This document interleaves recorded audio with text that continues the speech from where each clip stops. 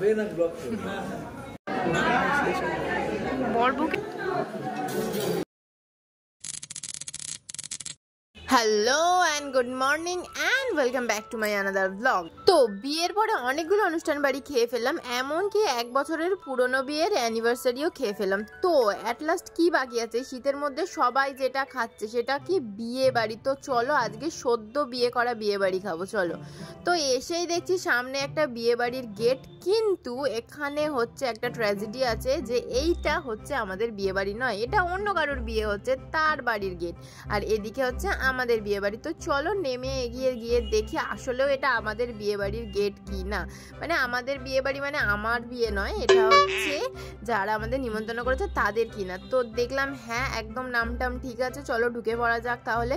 তো হামলাটা করা যাক। তো হামলা করার আগে দেখছি এখানেই আমাকে দাদাটা বলছে, ও মা এ কি খাবে না ব্লগ করবে?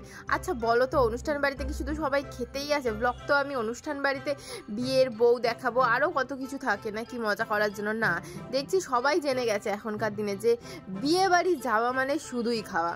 তো এসেই দেখো বউ দেখার কোনো সিন নেই, আগেই লেগে পড়েছি খেতে। তো প্রথমে আমার যেটা ফেভারেট সবাই জানে, আর আমার কেন মেয়ে মাত্রই ফেভারেট, সেটা হচ্ছে ফুচকা। তো সেটা আগেই সেটে দিলাম কারণ ফুচকাতে তো নাও থাকতে পারে। কিন্তু আমি লাস্টে গিয়ে দেখেছিলাম ফুচকা ভর্তি ছিল, কারণ এখনকার দিনে মানুষ দেখছে আমার থেকেও বিশাল চালাক হয়ে গেছে।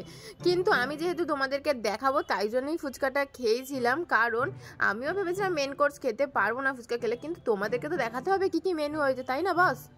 তাই জন্য বেশি খাইনি, আমিও 2টো খেয়েছি বুদ্ধি করে। কেমন বুদ্ধি বলো, ঠিক আছে না? তো চলো এইবারে খেয়ে নিলাম হচ্ছে এই যে সোডাটা। তো এই সোডাটা আমি জানি না কখন খায়, আমার তো মনে হয়, আমি তো ভেবেছিলাম মনে হয় মেন কোর্স খাওয়ার পরে খায়, কিন্তু ভেবেছিলাম মেন কোর্স খাওয়ার পরে খেয়ে হজম করব। তারপরে এটা দেখে আমি আর লোভ সামলাতে পারলাম, এরকম গ্রিন গ্রিন পুদিনা কালারের, মানে পুদিনা কালারের না গ্রিন কালারের পুদিনার। তো সত্যিকারের খুবই টেস্টি লাগছিল। মানে তারপরে দেখি যে কি ছিল সবচেয়ে, মানে এটা আমার স্টার্টারের মধ্যে সবচেয়ে ফেভারিট, সত্যি কথা এই বেবিকর্ন খেতে আমার এত ভালো লাগে কেন আমি সেটা নিজেও জানি না। তো তারপরে দেখি এখানে চিকেনের কাবাব আর হচ্ছে তোমার বেবিকর্ন দিয়ে দিল। তো সবাই নিয়ে নিল। তো আমি ভাবলাম চলো আগে আমি সব কিছুই ট্রাই করে দেখবো। তো এখানে পড়ে গেছিলো বেবিকর্ন আর হচ্ছে চিকেন। তো এদিকে দেখছি সবাই মোটামুটি খাচ্ছে, তো চলো আমিও স্টার্ট করি। কিন্তু আমি তো তোমাদেরকে ঠিকমতো দেখাতে পারছি না, কারণ কাকে দিয়েই বা ভিডিও করাবো বলো, যতটা পেরেছি একে ওকে ধরে বেঁধে করিয়েছি। তো বেবিকর্নগুলো সত্যি খুব ভালো লাগছিলো, কিন্তু অতটা ক্রিস্পি ছিল না, একটু নরম হয়ে গেছিলো।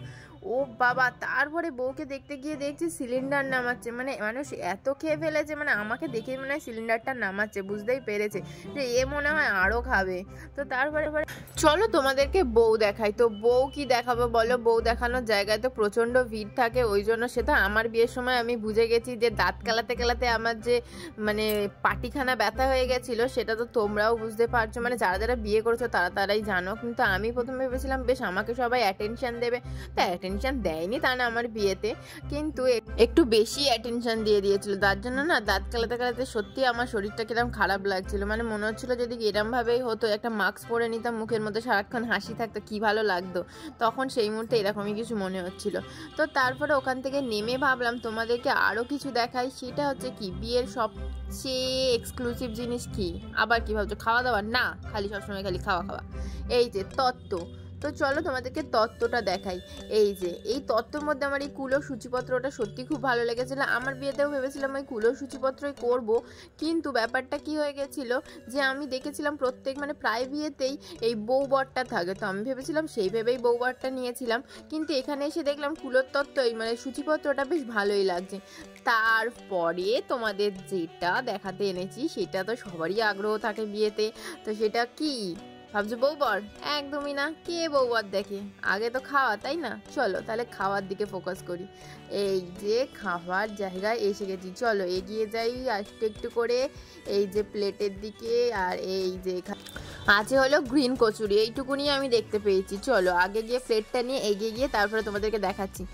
কিন্তু এক সেকেন্ড, তোমরা তো আমাকে এটা বললে না যে আমাকে কেমন লাগছে আজকে দেখতে, সেটা কিন্তু আমাকে কমেন্টস করে জানাবে। আমি কিন্তু এই প্রথমবার বউ বউ টাইপের সেজে গুজে একদম বিয়ে বাড়িতে এসেছি, এরকম শাড়ি পরে খোপা করে, তাও আমি সব নিজের হাতেই করেছি। কিন্তু আমি কেমন সেজেছি আমাকে জানাবে। আমার শাড়িও আমি নিজে পরেছি, খোপাও আমি নিজে করেছি। তো আমি তো জীবনে কোনোদিন এরকম সাজিনি, আর আমি কোনোদিন ভাবিনি যে আমি এরকম সাজবো সিরিয়াসলি। তো তারপরে আমাকে কিন্তু অবশ্যই তোমরা কমেন্টস করে জানাবে সাজটা আমার ভালো হয়েছে কিনা, তাহলে পরের বিয়ে বাড়িতেও আমি এরমভাবে সাজতে পারবো। তোমরা যদি আমাকে না বলো যে সাজটা ভালো হয়েছে কিনা, তাহলে কিন্তু আমি বুঝতে পারবো না।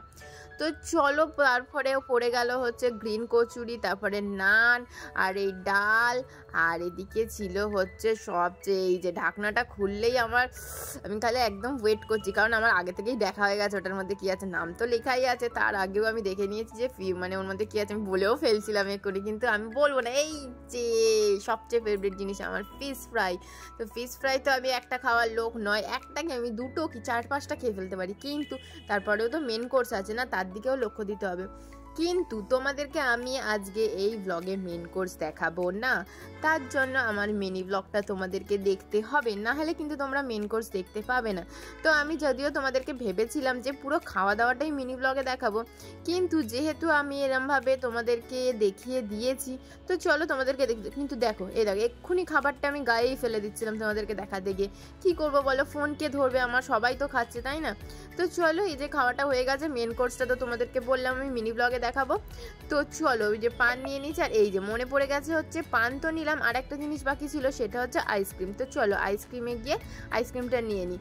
তো গিয়ে আমি চাইলাম হচ্ছে 2টো আইসক্রিম। তো দাদাটা বলছে 2টো আইসক্রিম তো একজনকে দেওয়া যাবে না। তাই আমি বললাম সেটা তো চলবে না, আমি তো 2টো মানুষের খাবার একা খাই। আসলে সেটা না, একটা আইসক্রিম ছিল আমার জন্য, আর একটা আইসক্রিম ছিল পাপার জন্য। তো এই যে 2টো আইসক্রিম নিয়ে নিয়েছি, আর 2টো আইসক্রিমের যে কটা ফ্লেভার ছিল সব কটা নিয়ে নিয়েছি, দেখে নাও। তো পাপাকে দিয়েছি বড়টা খেতে, আর আমি নিয়েছিলাম ছোটোটা। তো ছোটোটা বলতে এর মধ্যেও 4টে ফ্লেভারই আছে। কী কী ছিল, ম্যাঙ্গো, চকলেট, পাইনাপেল, আর হচ্ছে তোমার টুইন ওয়ান, এরকম কিছু একটা ছিল।